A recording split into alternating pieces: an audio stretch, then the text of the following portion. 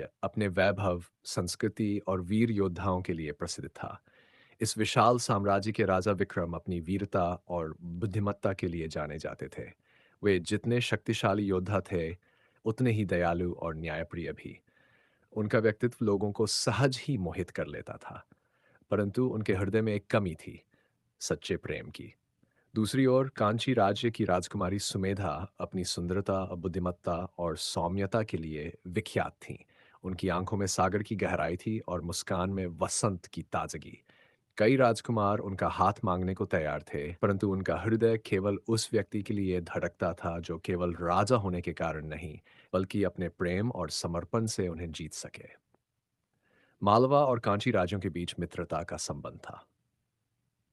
एक दिन कांची नरेश ने अपने राज्य की शांति के लिए मालवा से सहायता मांगी। इस प्रस्ताव को स्वीकार करते हुए राजा विक्रम अपनी सेना के साथ कांची पहुंचे। वहीं उनकी पहली मुलाकात सुमेधा से हुई। राजमहल की सुरम्य वाटिका में जब पहली बार उनकी नजरें मिली, तो मानो समय वहीं ठहर गया। सुमेधा की आवाज में सौम्यता और आंखों में अपनापन देखकर विक्रम मंत्रमुग्ध रह गए। उधर सुमेधा को भी लगा कि उनके जीवन का अधूरा भाग शायद पूरा होने वाला है। दिन बीते गए और दोनों के बीच संवाद बढ़ता गया। प्रेम कब अंकुरित हुआ, ये वे स्वयं भी नहीं जान पाए।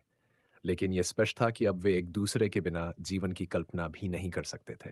जब दोनों के प्रेम का समाचार कांची और मालवा दरबार तक पहुंचा, तो दोनों राज्यों में आनंद की लहर दौड़ गई। कांची नरेश ने इस संबंध को सहर्ष स्वीकार कर लिया और विवाह की तैयारियां शुरू हो गईं। परंतु भाग्य को यह स्वीकार नहीं था। विक्रम के राज्य में एक नया संकट उत्पन्न हुआ।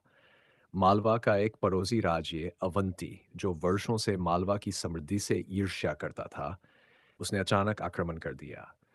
राजा विक्रम को कांची में विवाह छोड़कर अपने राज्य की रक्षा के लिए लौटना पड़ा। सुमेधा के लिए यह कठिन समय था। उन्होंने अपने प्रेमी को युद्ध के लिए जाते हुए देखा, ये जानते हुए कि ये युद्ध उनकी खुशियों को निगल सकता है। विक्रम ने जाते जाते वचन दिया कि जैसे ही युद्ध समाप्त समाप्त होगा, वे लौटकर सुमेधा को अपनी रानी बनाएंगे। लेकिन विधाता को कुछ और ही मंजूर था।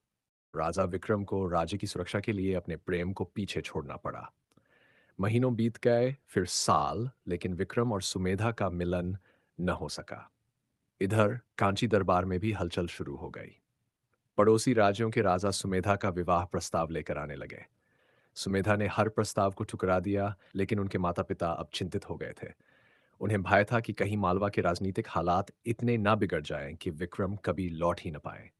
समय बीता गया और एक दिन कांची नरेश ने सुमेधा पर विवाह करने का दबाव डाल दिया। यह सुनकर सुमेधा का हृदय चकनाचूर हो गया।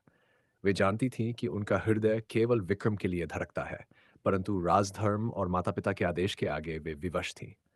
अंततः एक दिन भारी हृदय से उन्होंने विवाह के लिए स्वीकृति दे दी। इधर युद्ध के लंबे संघर्ष के बाद राजा विक्रम ने अवंती पर विजय प्राप्त कर ली।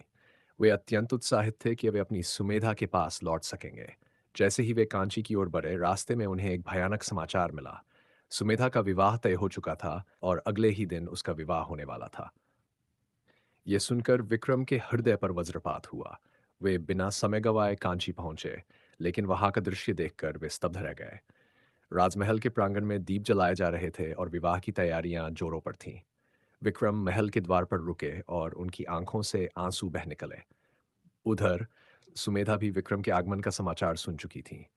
वे सजी धजी दुल्हन की तरह दिख रही थी, लेकिन उनकी आंखों में प्रेम के स्थान पर केवल करुणा थी। जब उनकी नजरें मिलीं तो उन आंखों में असंख्य प्रश्न थे। क्यों आए विक्रम? अब क्या अर्थ है इस मिलन का?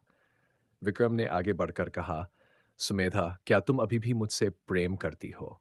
सुमेधा की आंखों में आंसू छलक आए, लेकिन उन्होंने कोई उत्तर नहीं दिया। वे जानती थीं कि अब उत्तर देने का कोई अर्थ नहीं। विवाह की रस्में शुरू हुई। सुमेधा का हृदय रो रहा था और विक्रम बाहर खड़े हर मंत्रोच्चारण के साथ भीतर ही भीतर टूट रहे थे। जब विवाह की अंतिम रस्म हुई तो विक्रम की आंखों में अंतिम बार आंसू आए और वे बिना कुछ कहे वहां से चले गए।